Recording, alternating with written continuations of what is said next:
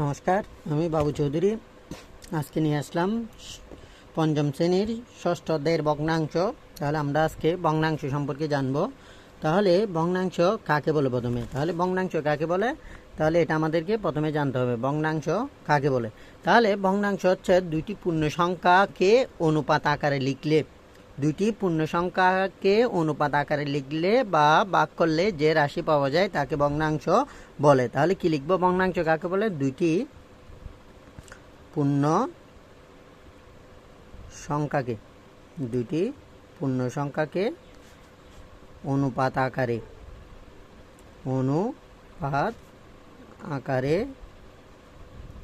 বা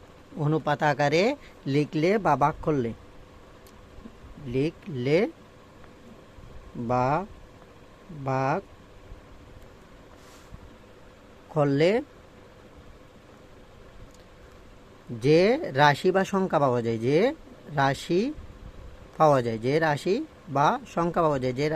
যায় তাকে ভগ্নাংশ বলে।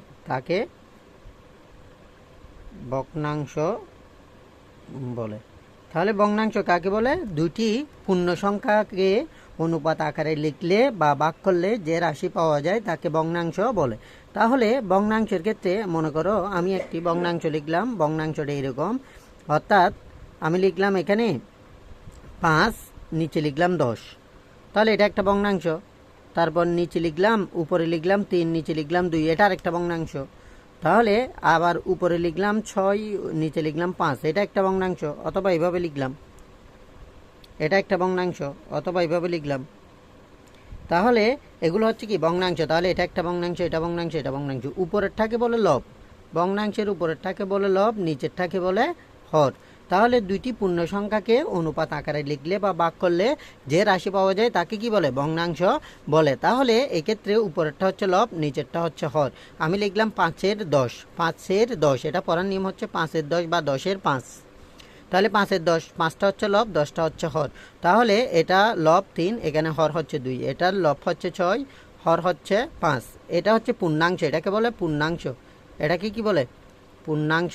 এখানে এরকম সামনে যদি কোনো একটা সংখ্যা বা সংখ্যা থাকে তাহলে বা অঙ্ক থাকে, এটাকে বলে পূর্ণাংশ। এটা অঙ্ক হবে, কারণ এটা একটা একটা অঙ্ক থাকলে এটাকে অঙ্ক বলে। এটাকে একটা থাকলে তখন অঙ্ক, যখন একের পাশে দুইটা থাকবে তখন সংখ্যা। এটা তাহলে এটা অঙ্ক। তাহলে এরকম থাকলে এটাকে পূর্ণাংশ, আর এটা হচ্ছে প্রকৃতাংশ। তাহলে এটা আমরা পরে বুঝবো। এটা লব, পূর্ণাংশ, লব, হর, পূর্ণাংশ, লব, হর। তাহলে এগুলো হচ্ছে ভগ্নাংশ। ভগ্নাংশকে সাধারণভাবে 3 ভাগে ভাগ করা যায়। একটা ভগ্নাংশের 3টা অংশ থাকে। একটা হচ্ছে কি ভগ্নাংশ, যদি লিখি আমি, ভগ্নাংশের মধ্যে কয়টা অংশ থাকে? 3টা। তাহলে একটা হচ্ছে প্রকৃত।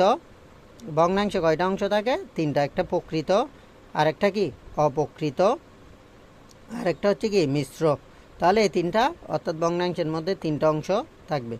তাহলে একটা প্রকৃত ভগ্নাংশ, আরেকটা অপ্রকৃত ভগ্নাংশ, আরেকটা হচ্ছে কি মিশ্র ভগ্নাংশ। তাহলে এখানের মধ্যে আমি যেগুলো ভগ্নাংশ লিখেছি এখানে, সেগুলোর মধ্যে প্রকৃতও আছে, অপ্রকৃতও আছে, বা মিশ্র ভগ্নাংশ আছে। এখন আমরা কিভাবে বুঝবো কোনটা প্রকৃত ভগ্নাংশ আর কোনটা অপ্রকৃত ভগ্নাংশ? তাহলে সাধারণত ভগ্নাংশকে 3 ভাগে ভাগ করা যায়। একটা হচ্ছে প্রকৃত ভগ্নাংশ, আরেকটা অপ্রকৃত, আরেকটা মিশ্র ভগ্নাংশ। তাহলে আমরা এখন সাধারণত প্রকৃত ভগ্নাংশ কাকে বলে এটা শিখব। প্রকৃত ভগ্নাংশ এটা কাকে বলে এটা আমরা শিখব। তাহলে প্রকৃত ভগ্নাংশ লিখলাম। তাহলে যে ভগ্নাংশের লব ছোট বা হর বড়, যে ভগ্নাংশের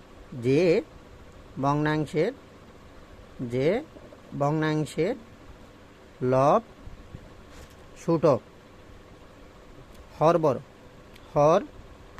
বড়, তাকে কি বলে? প্রকৃত ভগ্নাংশ বলে। তাকে প্রকৃত ভগ্নাংশ বলে।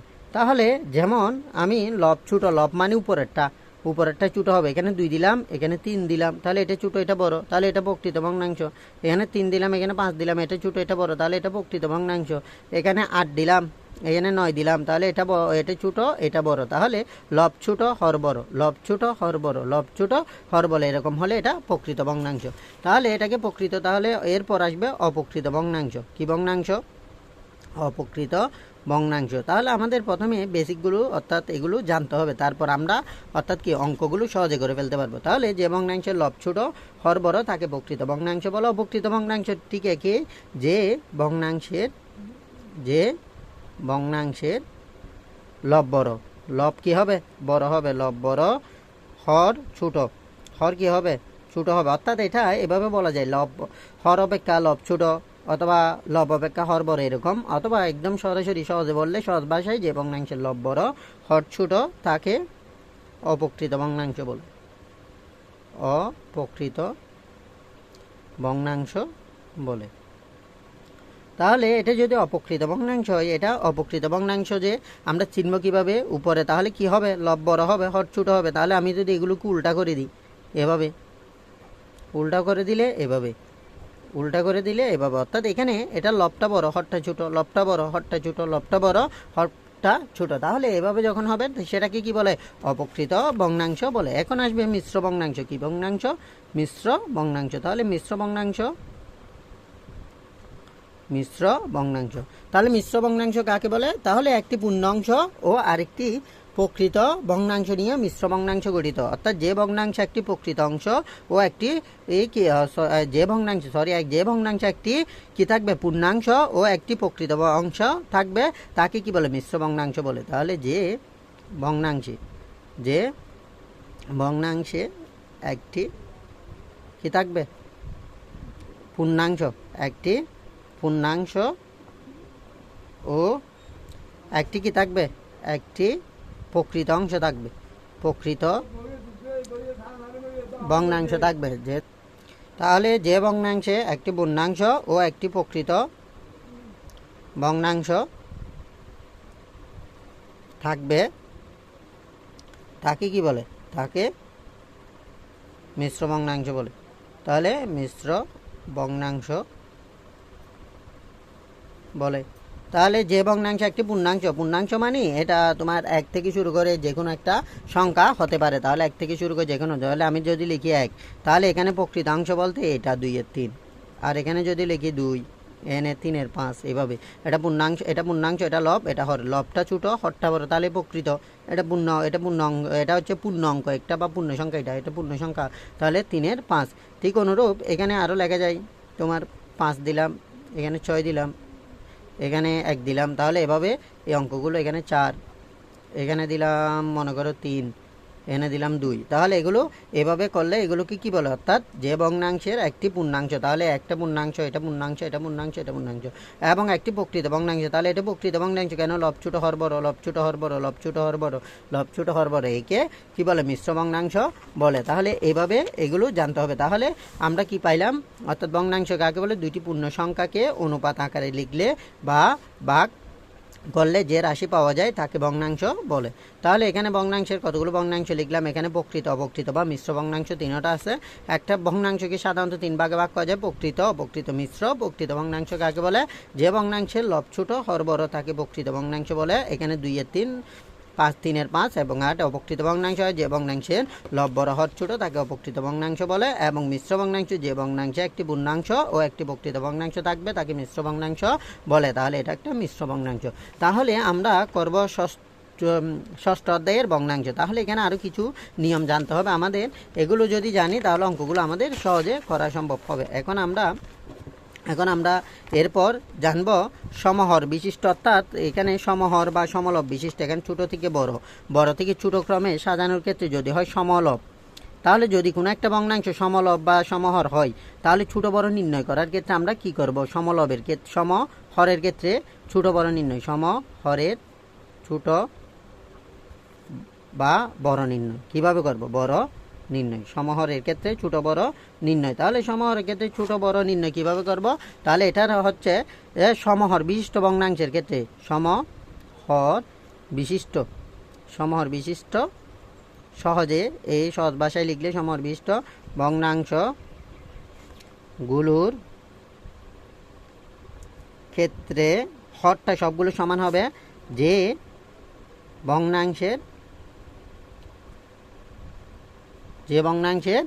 লব বড়, কি বড়? লব বড়, সে ভগ্নাংশটি বড় হবে, সে ভগ্নাংশটি বড় হবে, তাহলে পর্যায়ক্রমে বড় সে ভগ্নাংশটি কী হবে, বড় হবে। তাহলে এটা পর্যায়ক্রমে হবে, অর্থাৎ সমহর বিশিষ্ট ভগ্নাংশগুলোর ক্ষেত্রে যে ভগ্নাংশের লব বড় সে ভগ্নাংশটি কি পর্যায়ক্রমে বড় হবে, অর্থাৎ যেটা বড়। মনে করো আমি এখানে যদি লিখি 10-5, 10-5, 10-3, 10-7 বা 7-10, 10-2, তাহলে এগুলোর মধ্যে কোনটা বড়? তাহলে এগুলো সবগুলো হর সবগুলো 10।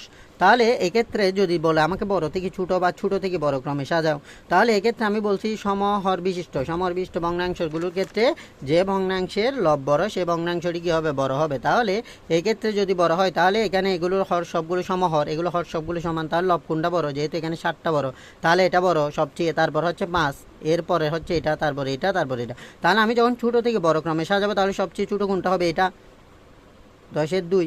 তারপর ছোটো থেকে বড় ক্রমে সাজালে তারপর কোনটা হবে? 10-3। তারপর কোনটা হবে? 10-5।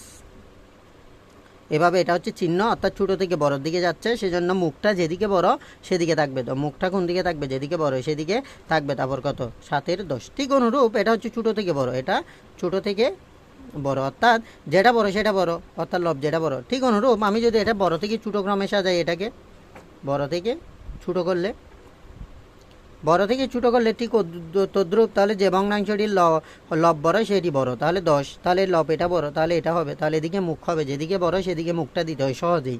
এটা গ্রেটার দেন চিহ্ন বা বড় চিহ্ন বলে। তাহলে এদিকে তারপর হচ্ছে 5টা বড়, তারপরে এটা, এরপরে এটা বড়, এর থেকে ছোটো হচ্ছে এটা, এর থেকে ছোটো হচ্ছে কোনটা? এটা, এর থেকে সবচেয়ে ছোটো হচ্ছে এটা। তাহলে এটা হচ্ছে আমরা দুইভাবে শিখে ফেললাম, ছোটো থেকে বড়, বড় থেকে ছোটো, যদি সমহর বিশিষ্ট ভগ্নাংশ হয়। এখন সমহরের পর এখন যদি সমলব বিশিষ্ট ভগ্নাংশ হয়, সমহরও হতে পারে। এখন সমলব হলে কী করব?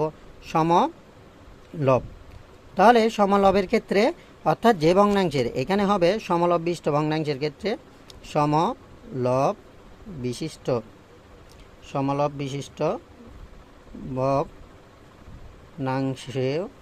ভগ্নাংশগুলোর ক্ষেত্রে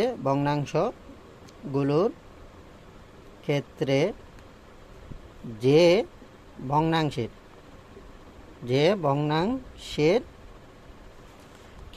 ভগ্নাংশের আমার হর ছোট সে ভগ্নাংশটি বড়, এটার বিপরীত, সে ভগ্নাংশটি বড় হবে, সে ভগ্নাংশটি কী হবে? বড় হবে। অর্থাৎ এখানে সমলব বিশিষ্ট যদি হয় ভগ্নাংশগুলো, তাহলে সেক্ষেত্রে যে ভগ্নাংশের হর ছোট সে ভগ্নাংশটি হবে বড়। তাহলে এক্ষেত্রে আমি যদি কিছু ভগ্নাংশ লিখি, নিচ থেকে এখানে 5-2 লিখলাম, 5-7 লিখলাম, 5-4 লিখলাম, 5-9 লিখলাম, তাহলে এক্ষেত্রে সমলব বিশিষ্ট ভগ্নাংশগুলোর ক্ষেত্রে যে ভগ্নাংশের হর ছোট সে ভগ্নাংশটি কী হবে? বড় হবে। তাহলে এখানে আরেকটা লিখি, 5-3 লিখি। তাহলে সমলব বিশিষ্ট ভগ্নাংশগুলোর ক্ষেত্রে যে ভগ্নাংশের হর ছোট সে ভগ্নাংশটি বড়, তাহলে হর যেটা ছোটো হবে এগুলো সবগুলো সমলব, তাহলে এখানে হর ছোটো কোনটা? এটা, তাহলে ভগ্নাংশটা সবচেয়ে বড় হবে। আমি যদি এখন ছোটো থেকে বড় করি, ছোটো থেকে বড় ক্রমে সাজাই এটা, তাহলে আমি সূত্র মতে, আমার এই তথ্য মতে আমার কোনটা বড় হয়? তাহলে যে সমলব বিশিষ্ট ভগ্নাংশগুলোর ক্ষেত্রে যে ভগ্নাংশের হর ছোটো সে ভগ্নাংশটি বড়, এগুলো লব সবগুলো সমান, তাহলে এটা হর ছোটো, এটা সবচেয়ে বড়। তাহলে হর যেটা সবচেয়ে বড় সেটা সবচেয়ে ছোটো হবে, তাহলে এটা হর বড়, তাহলে এটা সবচেয়ে ছোটো হবে। তাহলে ছোটো থেকে বড় ক্রমে সাজাইলে তাহলে আমি কি লিখব? প্রথমে এখানে 5-9, তারপর এখানে ছোটো থেকে তারপর বসবে কত? তাহলে এরপরে বসবে এরপরে ছোটো কোনটা? তাহলে এর থেকে ছোটো হচ্ছে এটা, তাহলে এটা তার মানে এরপরে বসবে। এরপরে ছোটো কোনটা? 7-এর থেকে, তারপর এখানে 4, তার মানে এটা বসবে ছোটো থেকে বড়। তারপরে এটার থেকে ছোটো কোনটা? এটা, তারপর এটা, তাহলে 5-3, তাহলে সবচেয়ে বড় কোনটা? 5-2। তাহলে এটা হচ্ছে ছোটো থেকে বড়। তাহলে সমলব বিশিষ্ট ভগ্নাংশের ক্ষেত্রে যে ভগ্নাংশের হর ছোটো সে ভগ্নাংশটি বড়, তাহলে হর যেটা সবচেয়ে বড় হবে সেটা সবচেয়ে ছোটো হবে। তাহলে এখানে বড় থেকে ছোটো করলে, এখন বড় থেকে ছোটো, তাহলে বড় থেকে ছোটো করলে একই, তাহলে বড় যেটা আগে সেটা বসবে। তাহলে সমলব বিশিষ্ট ভগ্নাংশের ক্ষেত্রে যে ভগ্নাংশের হর বড় সেটি, হর ছোটো সেটি বড়, তাহলে এটা হরটা সবচেয়ে ছোটো, তাহলে এটা আগে বসবে। তারপর মুখটা যেদিকে বড় সেদিকে থাকবে। তারপর এরপর ছোটো কোনটা? এটা, এরপরে এই 2 থেকে বড় হচ্ছে 3, তাহলে এবং এটার থেকে ছোটো হচ্ছে এটা, কারণ পরবর্তী আমরা যেটা সূত্র মতে এভাবেই চলে এটা। তাহলে এরপরে কোনটা হবে? এটা 5-4, তারপর কোনটা হবে? 5-7, তারপর কোনটা হবে? 5-9।